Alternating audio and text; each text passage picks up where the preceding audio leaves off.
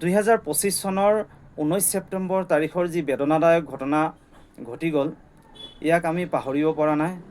আমাৰ অতি মৰমৰ আৰু শ্ৰদ্ধাৰ অসমৰ গৌৰৱ আৰু অসমৰ নক্ষত্ৰস্বৰূপ আমাৰ জুবিন দা আমাৰ মাজৰ পৰা চিৰবিদায় ল'লে। ইয়াক আমি পাহৰিব নোৱাৰিছোঁ। আজি 5-6 দিন হৈ গ'ল আৰু মই ভিডিঅ' দিয়া নাছিলোঁ, অকল পোষ্ট কৰিছিলোঁ, কাৰণ মই দুখৰ সময়ত বা আৱেগিক হৈ থাকিলে মই ভিডিঅ' বনাব নোৱাৰোঁ।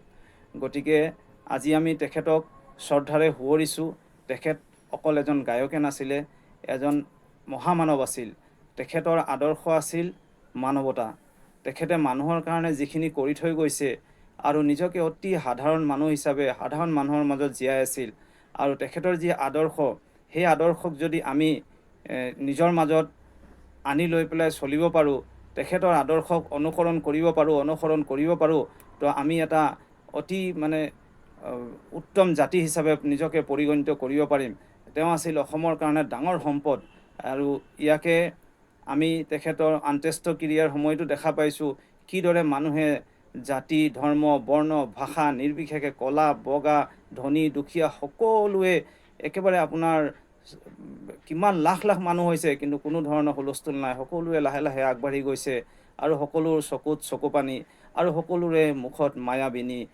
কি এটা মৰ্মান্তিক দৃশ্য আছিল আৰু সকলোৱে আজি কান্দি আছে। হয়তো আমাক বহুত দিনলৈকে এই দুখে হেঁচা মাৰি থাকিব, কিন্তু কথাটো হ'ল আমি যি মূল্যৱান ৰত্নজনক, যি মূল্যৱান সম্পদক আমি হেৰুৱালোঁ, তেখেতৰ যি সৃষ্টিৰাজি আছিল সেইখিনিয়ে তেখেতক জীয়াই ৰাখিব। আৰু সেই সৃষ্টিৰাজি আপোনাৰ আৰু মোৰ দায়িত্ব ভৱিষ্যত প্ৰজন্মলৈ লৈ যোৱা। আৰু তেখেতৰ অকল সৃষ্টিৰাজিয়ে নহয়, তেখেতৰ আদৰ্শকো আমি আগবঢ়াই লৈ যাব লাগিব, যাতে পিছৰ প্ৰজন্মই মানুহে ক'ব পাৰে, পিছৰ প্ৰজন্মই যাতে চিনি পায় যে অসমত এজন ব্যক্তি আছিল, এজন মহামানৱ আছিল, যাৰ নাম আছিল জুবিন গাৰ্গ।